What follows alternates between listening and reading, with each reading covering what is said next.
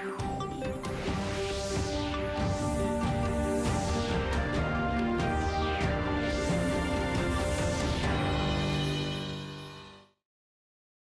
उत्तराखंड समाचार में आप सभी का स्वागत है। मैं हूं योगेश धस्माना। सबसे पहले इस वक्त के मुख्य समाचार। देहरादून में राष्ट्रीय खेलों की 16 प्रतियोगिताओं का सफल आयोजन। स्वास्थ्य विभाग ने निभाई अहम भूमिका। 1800 से ज्यादा खिलाड़ियों का किया इलाज।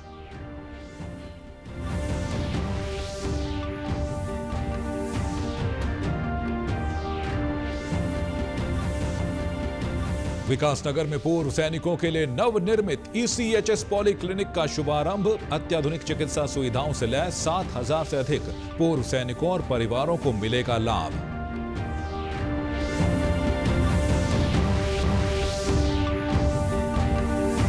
और साइबर क्राइम पर रोक लगाने के लिए स्पेशल टास्क फोर्स ने शासन को भेजा प्रस्ताव। जल्द ही प्रदेश में खुलेंगे 2 साइबर क्राइम पुलिस स्टेशन।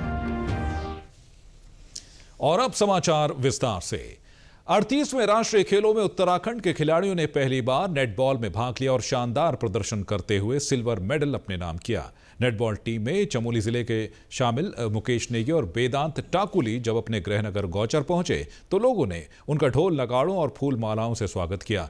खिलाड़ियों का कहना है कि सरकार ने इस बार 3 प्रशिक्षण शिविर आयोजित किए, जिसका हमें बेहतर प्रदर्शन करने में लाभ मिला है।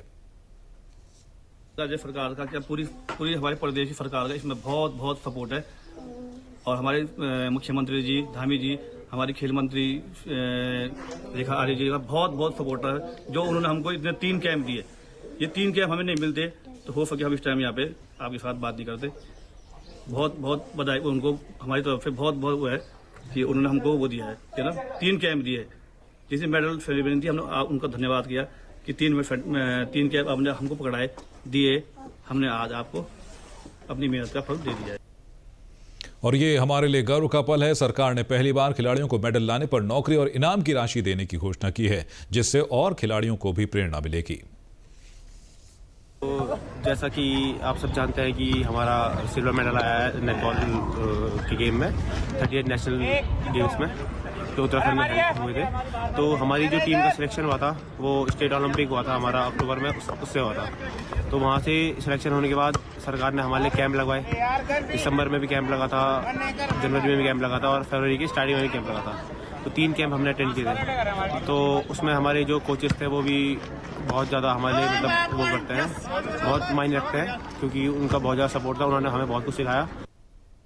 और खिलाड़ियों के परिजनों की खुशी का भी ठिकाना नहीं रहा। उन्होंने भी सरकार और खेल विभाग का आभार जताया और कहा कि यह सफलता पूरे जनपद के खिलाड़ियों के लिए एक प्रेरणा बनेगी। हमारे बच्चों ने जो किया वो गर्व की बात है। ये छोटे कस्बे से राष्ट्रीय स्तर तक पहुंचने की प्रेरणा देता है। इस क्षेत्र के लिए बिल्कुल नई बात है कि पहली बार राष्ट्रीय स्तर पर हमारे क्षेत्र गौचर के बच्चों ने प्रतिभाग किया और मेडल भी प्राप्त किया। अब गौचर एक बहुत छोटा क्षेत्र है, राष्ट्रीय स्तर पर अपनी पहचान बनाना ये बहुत बड़ी बात है। ये दर्शाता है कि इन बच्चों ने, इन लड़कों ने बहुत मेहनत की, बहुत परिश्रम किया और आज उनको इसका फल मिला है। अब ये हमारे लिए प्रेरणा के स्रोत रहेंगे, हमारे पूरे क्षेत्र के लिए, हमारे चमोली जनपद के लिए। और आने वाली जो पीढ़ियां हैं इनसे सीख करके निश्चित रूप से खेलों में और भी अच्छा प्रदर्शन करेंगे। परिजनों का यह भी कहना है कि सरकार इसी तरह खिलाड़ियों को सपोर्ट करे ताकि भविष्य में और भी खिलाड़ी राष्ट्रीय और अंतर्राष्ट्रीय स्तर पर चमकें। अपनी मेहनत से, अपनी लगन से, जिस प्रकार निष्ठा से वो खेलते थे और जो लगन उनकी खेल की थी, खेल के प्रति जो उसकी भावना थी, वो आज इस मुकाम पे है। और प्रदेश सरकार, राज्य सरकार का और देश के यशस्वी प्रधानमंत्री आदरणीय मोदी जी के जो खेलो और आगे बढ़ो जो विजन है, जो सोच है, इसके तहत हमारे गौचर के 2 युवाओं ने पूरे उत्तराखंड का मान और सम्मान आज 38वें राष्ट्रीय खेलों के तहत देहरादून में सबसे अधिक 16 प्रतियोगिताओं का आयोजन किया गया। प्रतियोगिताओं के सफल आयोजन में स्वास्थ्य विभाग की भी अहम भूमिका रही है।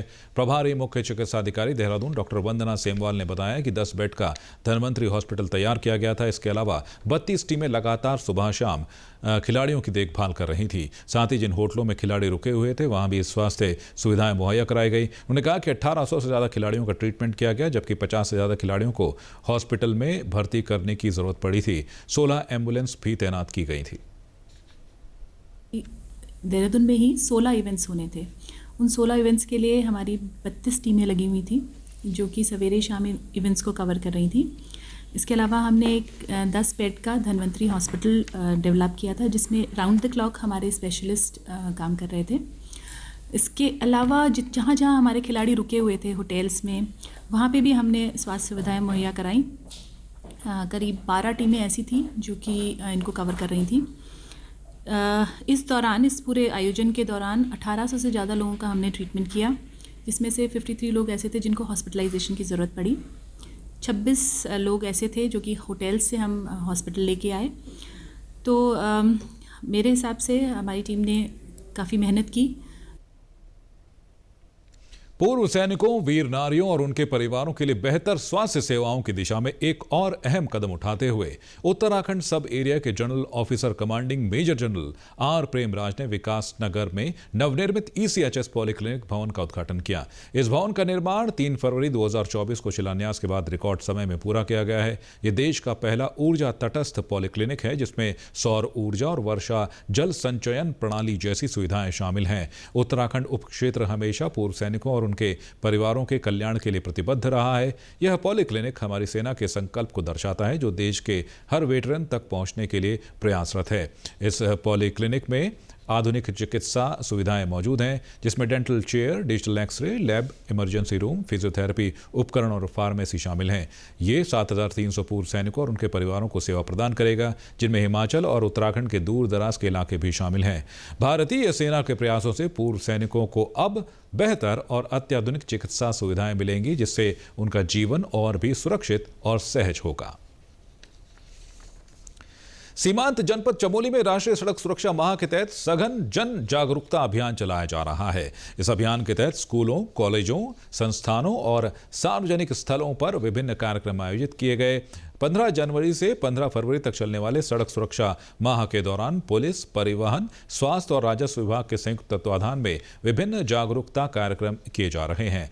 छात्र छात्राओं ने नुक्कड़ नाटक, कविता पाठ, भाषण, पोस्टर और लेखन प्रतियोगिता के जरिए लोगों को यातायात नियमों के पालन के प्रति जागरूक किया। विद्यालयों में कक्षा 9 से 12 तक के छात्रों के लिए ब्लॉक और जिला स्तर पर चित्रकला, निबंध, स्लोगन और वाद विवाद प्रतियोगिताओं का आयोजन किया गया।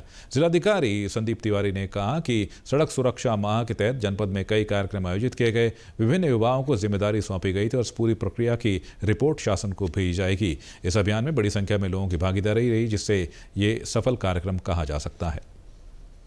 देखिए, पूरे जिले में कार्यक्रम आयोजित किए जा रहे हैं सुरक्षा के लिए, और विभिन्न विभाग अपने अपने जो उनको दिशा निर्देश दिए थे उसके तहत कार्य कर रहे हैं। जागरूकता कार्यक्रम चलाए जा रहे हैं और कल ये आखिरी दिन रहेगा कार्यक्रम का।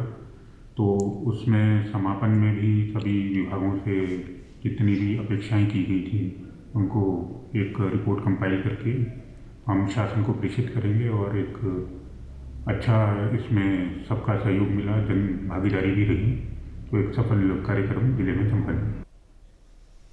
लगातार बढ़ रहे साइबर क्राइम पर लगाम लगाने के लिए प्रदेश में जल्द ही 2 साइबर क्राइम पुलिस स्टेशन और खोले जाएंगे।